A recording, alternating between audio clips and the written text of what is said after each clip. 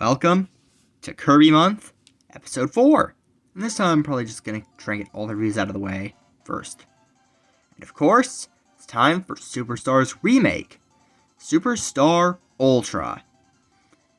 So without further ado, let's begin. With one of the best Kirby games out there.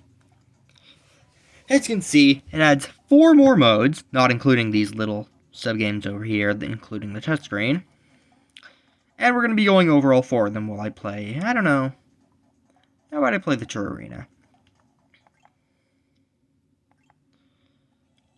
So let's begin.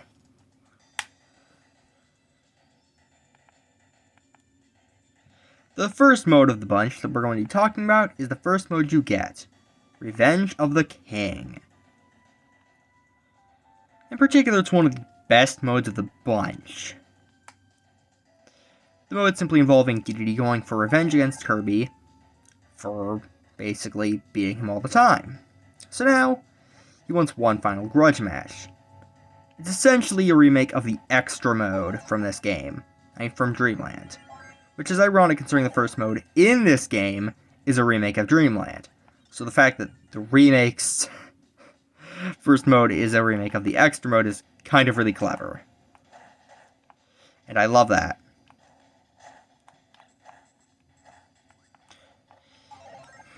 But next up, and basically, it's more than just an extra mode remake, because it actually involves a story using the dialogue we saw in Revenge of Meta Knight. And it is one of the best stories the series has ever told. Honestly, I love the story this mode tells. Not just because it's an interesting story, but it really does give extra depth to DDD and the Waddle Dees. I'm not really going to explain it here because it's just a story you need to experience.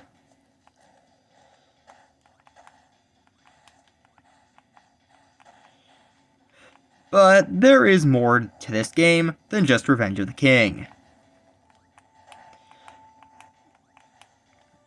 And that is the second new mode to talk about, one of the fan favorites, Revenge of Meta Knight.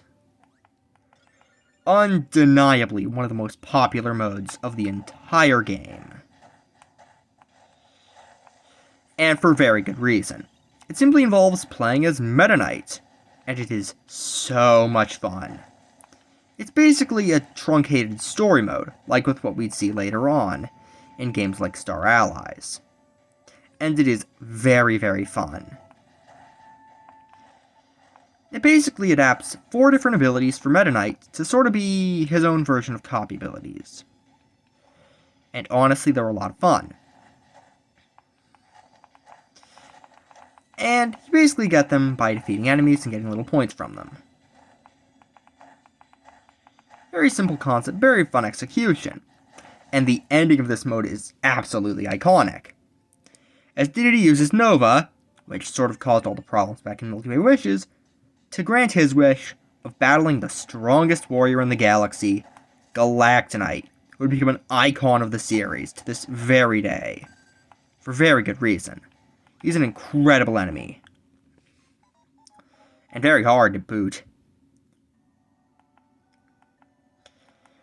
And to be honest, it's just one of the better modes out there. Next on the docket is Helper to Hero, one of the worst modes. Not because it's unfun or buggy or has nothing interesting to it. It's very simply just another arena.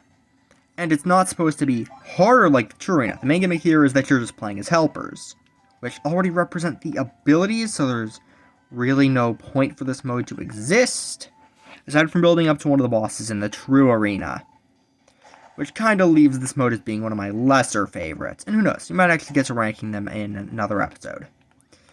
It's not a bad mode per se, but it just kind of feels unnecessary.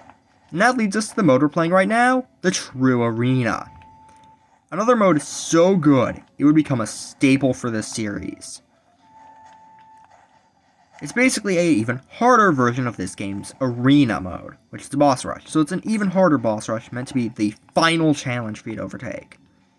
And it's really short, but really hard. Though not absolutely brutal. Probably because I used to long ago watch a ton of videos of people dealing with the true arena, so I sort of know all of their patterns. But it's still very fun to take on. And overall, now let's talk about things about this game not really related to the modes. How well does it work as a remake? As a remake, it's very, very good. It fixes almost every problem with the original. For example, the often intrusive, "Do you know about this?" sort of messages that you would get in the original. I didn't really talk about them because they're not the worst thing in the world, but it's a really nice quality of life improvement that they were fixed. And then there's the music. Kirby games often get music very well done, and this isn't just a good soundtrack. This is one of my favorite soundtracks in the series. Actually, no. It's one of my favorite soundtracks in any video game. And it's for a very simple reason. It's just good! Not to mention that it did bring along a lot of songs that would become fan favorites. Of course, Mass Deity being an obvious example of this, but easily the best example is Strongest Warrior in the Galaxy, the song that plays for Galactonite, which sounds like someone having a seizure on a guitar, despite that it's actually very, very good. It's very clear that this entry is an underrated one in a way. Not because, actually no, underappreciated is more like it. It's not really talked about often, but despite that, it's a mode that affected a lot of how Kirby would become, which is really surprising because this was Shinya Kumazaki's first time as working on an official Kirby game. And it really shows. This is a very experimental entry, adding more story, more lore, more actual character. And of course, there's the amazing OST in this game. All I'm gonna say is that this is the first true competitor for the best Kirby game yet. All the new modes they added are amazing. Well, no. 3 of them are in the top 5, though. It took what was already a great Kirby game, amplified it to an extent I haven't seen in a long time. So basically what I'm saying is, Superstar Ultra is the best game by far so far. It goes at the top of my current series ranking. I'll see you next time when we do Triple Deluxe. Thank you for watching. This is Lapidot, signing out.